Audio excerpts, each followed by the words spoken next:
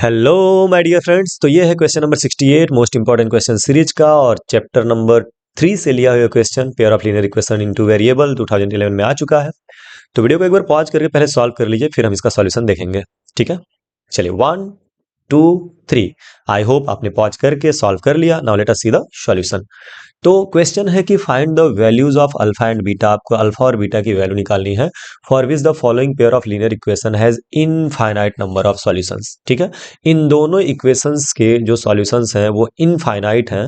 तो उस कंडीशन में आपको अल्फा और बीटा की वैल्यूज बतानी है। तो आपको सबसे पहले ये याद रखना होगा कि इनफाइनाइट सॉल्यूशन के लिए केस क्या होता है। अगर हमारे पास दो लाइन है, सपोज करते हैं a1x plus b1y is equal to c1, यहाँ पे y भी रहेगा, ओके, और a2x plus b2y is equal to c2।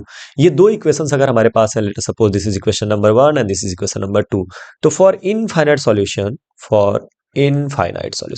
Infinite का मतलब क्या होता है? इनफाइनाइट का मतलब होता है अनंत, मतलब बहुत सारे सॉल्यूशंस। ठीक है, तो उसके लिए ना ओवरलैप करती है लाइन, मतलब एक लाइन जो है वो दूसरे लाइन पे चढ़ जाती है। ठीक है, एक लाइन जो है वो दूसरे लाइन के ऊपर होती है, चढ़ जाती है, यानी कि ओवरलैप कर जाती है। तो उस कंडीशन में जो केस होता है वो होता है a1 upon a2 is equal to b1 upon b2 is equal to c1 upon c2। तो ये केस होता है, इसको आपको याद रखना है। कब? जब दो लाइन होंगे तब।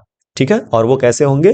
इनफाइनाइट सॉल्यूशन वाले होंगे। इनको हम बोलते हैं कोइंसिडेंट लाइन, इनफाइनाइट सॉल्यूशन वाली लाइन। ठीक है, या मोर देन वन सॉल्यूशन वाली लाइन। चलिए अब क्वेश्चन पे आ जाते हैं, तो हमें क्वेश्चन अब आराम से समझ में आएगा और हम कर पाएंगे। जो पहला इक्वेशन है हमारे पास वो है 2x plus 3y is equal to 7। ये पहला इक्वेशन है, इसको हम इक्वेशन नंबर 1 कर देते हैं। इक्वेशन 1 से हम a1 b1 और c1 की वैल्यू लिखेंगे। ठीक है, तो देखो x के बगल में जो होता है वो a1 होता है, तो x के बगल में यहाँ पे 2 है तो ये हो जाएगा 2। y के बगल में जो नंबर होता है उसको हम b1 बोलते हैं, तो ये +3 जो है वो हो जाएगा b1। और c1 मतलब जो इक्वल के इस तरफ है, जैसा आपका स्टैंडर्ड फॉर्म है, तो हमारा यहाँ पे 7 हो जाएगा c1। ठीक है, तो हमको a1 b1 और c1 मिल गया पहले इक्वेशन से। अब दूसरा इक्वेशन लिख लीजिए। तो दूसरा इक्वेशन अपने को गिवन है 2x, नहीं 2x नहीं, 2 अल्फा x। ठीक है, तो यहाँ पे अपने को गिवन है 2 अल्फा x प्लस ब्रैकेट में अल्फा प्लस बीटा x, ओहो हो वाई, गलती हो जा रही है बार बार, ध्यान से, ओके ध्यान से, ओके, ये y। तो 2 अल्फा प्लस बीटा y, और ये इक्वल टू है 28। यहाँ पे ये हो गया equation number 2। Now we will write the values of alpha a1 a2 b2 and c2। Equation number 2 से क्या मिलेगा? a2 b2 and c2। समझ रहे हो आप? पहले इक्वेशन से हमको मिला a1 b1 और c1, दूसरे इक्वेशन से मिलेगा a2। तो a2 मतलब x के बगल में जो होता है ना, वो हम a1 और a2 से रिप्रेजेंट करते हैं। तो x के बगल में यहाँ पे है 2 अल्फा, तो ये a1 की वैल्यू हो गई। क्लियर है? दूसरी चीज b2 क्या होगा? What is the value of b2? सोचिए जरा। तो y के बगल में जो अल्फा प्लस बीटा है ना, ये अल्फा प्लस बीटा पूरा का पूरा जो होगा वो b2 हो जाएगा, और बचा इस इक्वल के इस तरफ ये 28, तो ये c2 की वैल्यू हो जाएगी। ठीक है, तो यहां पर हमारे पास अब a1 b1 c1 और a2 b2 c2 सब कुछ है। नाउ फॉर मेनी सॉल्यूशन, हमारे पास हम क्या लिखेंगे? फॉर इनफाइनाइट सॉल्यूशन और मेनी सॉल्यूशन एक ही बात है। ठीक है, इनफाइनाइट सॉल्यूशन। तो इनफाइनाइट सॉल्यूशन के लिए बच्चों हमारे पास केस है। क्या केस है? कि a1 अपॉन a2 जो होता है वो b1 अपॉन b2 के इक्वल होता है, और ये इक्वल होता है c1 अपॉन c2 के। That is the case. Okay, तो ये हमारे पास केस आ गया। अब हम क्या करेंगे? वैल्यूज पुट करेंगे। तो a1 के जगह पे क्या हो जाएगा? सो a1 के जगह पे हो जाएगा 2 अपॉन a2 के जगह पे क्या हो जाएगा? तो a2 के जगह पे हो जाएगा 2 अल्फा, और ये equal to what is the value of b1? So b1 is basically 3 given, और b2 क्या है? Alpha plus beta. ठीक है, and last c1, what is c1? c1 is 7, and what is c2? c2 is 28।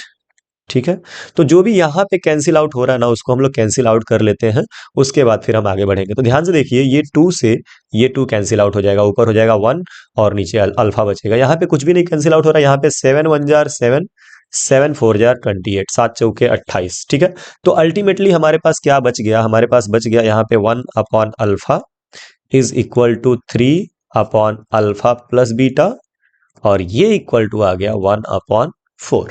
तो I hope यहां तक समझ में आया। अब इसके बाद से हमको सॉल्व करना है। तो ये मेन था क्या कि हमको a1 b1 और c1 की वैल्यू क्या होगी वो लिखना है, a2 b2 और c2 की वैल्यू क्या होगी। पहले इक्वेशन से, मैं बार बार कह रहा हूं, पहले इक्वेशन से आएगा a1 b1 c1, और दूसरे इक्वेशन से आएगा a2 b2 और c2। a वाला जो होता है यानी a1 और a2 वो x के बगल वाला होता है, b1 और b2 y के बगल वाला, और c1 और c2 कांस्टेंट जो फ्री फ्रॉम x होता है, जिसमें x और y दोनों नहीं होता है। क्लियर है। चलिए अब इसके आगे सॉल्व करने के लिए हम इसको ले चलते हैं नेक्स्ट पेज पे। तो ये हमको मिल चुका है, इसको हम लेके चलेंगे नेक्स्ट पेज पे।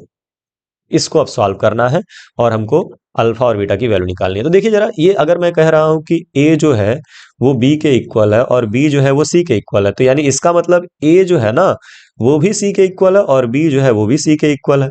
कैसा हम लिख सकते हैं? हम a इक्वल टू b भी लिख सकते हैं। समझ रहे हो? मतलब तीनों के तीनों आपस में इक्वल है, हम किसी को किसी के इक्वल दिखा सकते हैं, किसी को किसी के इक्वल कर सकते हैं। इन द सेम वे यहाँ पे अगर हम बात करें तो 1/अल्फा इक्वल टू 3/अल्फा प्लस बीटा इक्वल टू 1/4 आया है ना।